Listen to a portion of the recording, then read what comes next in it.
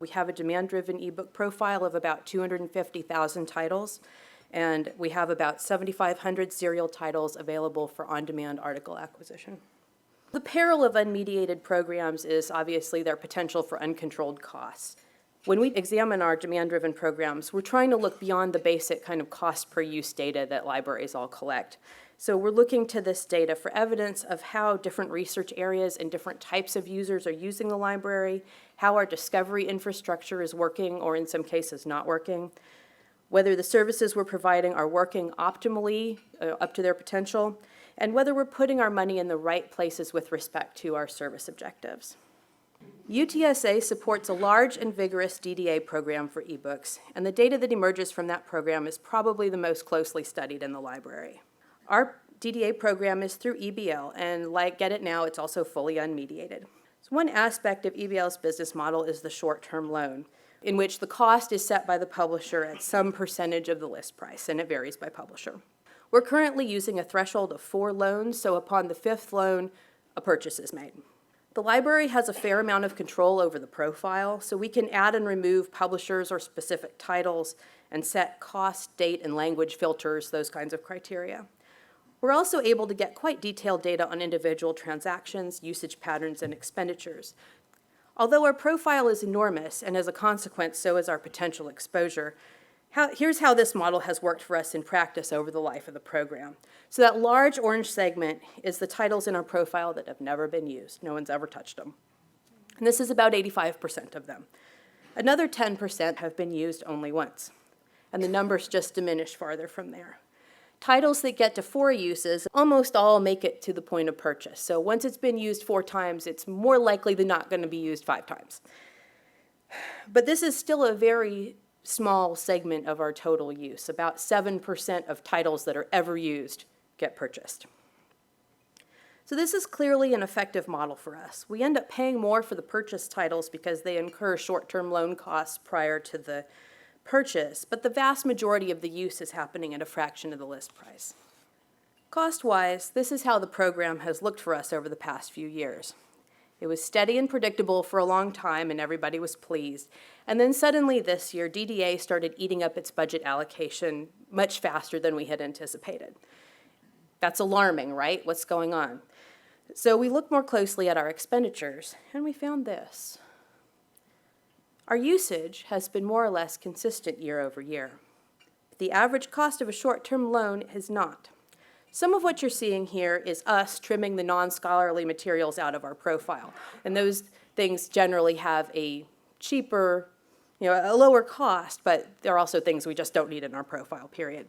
But mostly what you're seeing here in 2015 is publishers trying to figure out how to price their product in the marketplace. And I really don't think this kind of correction is done yet. So unfortunately, this blew apart our projections, but we make data-driven decisions and not emotional ones, so we didn't panic yet. It became clear that if we really wanted to contain costs, we weren't going to be able to do it at the fringes. If we actually wanted to stop the hemorrhage of money, we would have to pull back the content that people actually wanted and were using. And we didn't want to do that. So the other alternative is we could tinker with our short-term loan threshold, and we did do some of that at the highest end of the cost spectrum.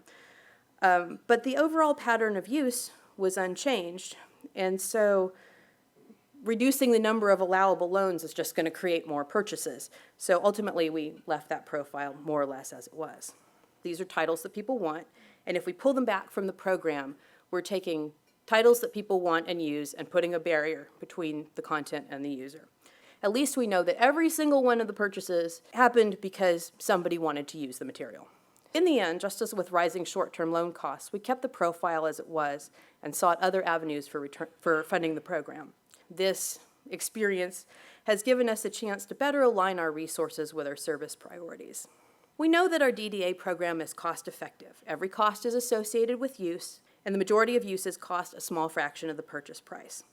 The usage is robust, and we have many returning users that come back semester after semester to use our ebooks. This program has been operating on its own fund allocation, but we do have LC classification data from the vendor for the vast majority of the titles. So we analyzed those expenditures by subject area and took that information to the subject librarians. I think some were very surprised to see how much material was being purchased through this program in their subject areas. To their credit, instead of viewing this as kind of an incursion into their collection development activities, many were surprisingly willing to shift their funds from their subject areas once they saw that DDA was clearly benefiting the constituents they work most closely with. I think we still have many lessons to learn from our DDA data. For example, we haven't really explored in any detail what content is getting the most repeat use, which publishers, which subject areas, which time periods, et cetera, and how we might capitalize on that information. What we have learned is that rising costs, while they might be hard to swallow, don't necessarily undermine the efficacy of the program. Ebooks are a volatile market, and I don't think we can necessarily rely on any particular model very far into the future, no matter how well it's working now. And I believe a data-driven posture is probably the best defense against changes in the marketplace, because it means you're keeping track of how a program is performing and being aware of the systemic pressures on that service, and can be flexible and pragmatic when circumstances require a change of course. The other takeaway from this, and perhaps the one that surprised me the most, is how easy it is to think of demand-driven programs as being somehow separate from other collection development activities. In reality, they're resources like any other that support the institution and its teaching and research areas. And I think our subject librarians have been very clear-sighted to perceive this as a supplemental purchasing avenue and also a valuable source of information about how their users are behaving and what they want from the library, rather than a budget cut. Data can also show us how closely use is tied to discoverability. Through the UT system, as well as on its own, UTSA participated in an evidence-based selection program with Elsevier. For an upfront cost, the library gets access to some pool of titles for a year, and at the end of the year, the library can look at its usage and select which titles it would like to purchase up to the upfront cost of the program. Analyzing this kind of program is a little trickier than a conventional ebook package because there are multiple variables to consider. There's the total cost of the program and whether that's affordable. There's the scope of the pool and what you want your users to have access to in the short term. And then there's the library's long-term access needs.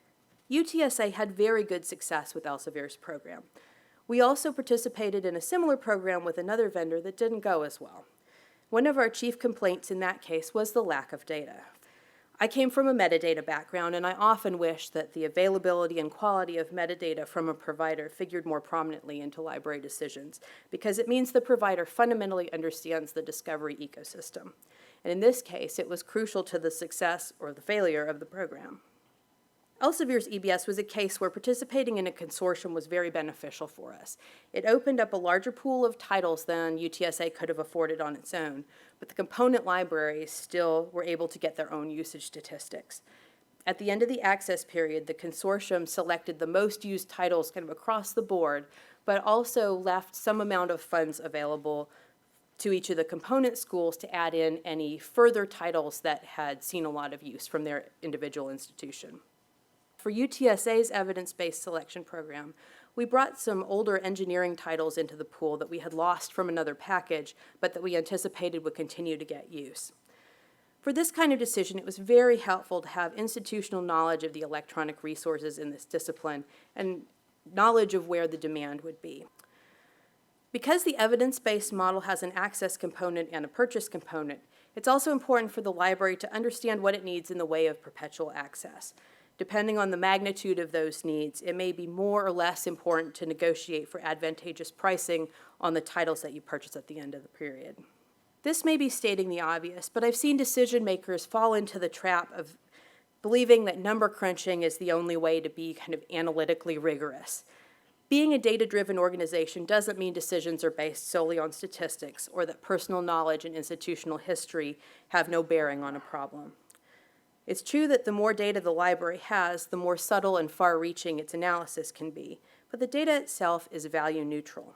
For any of the scenarios I've just described, there are many equally valid ways for a library to respond, each informed by its particular conditions. When faced with escalating costs, UTSA decided to reallocate funds into these program areas rather than restrict access, guided by an overarching service philosophy. Another organization, equally data-driven, might have concluded that the financial exposure was unacceptable and either retooled or discontinued the programs. Only by considering that information in light of the organization's values and priorities were we able to arrive at a course of action.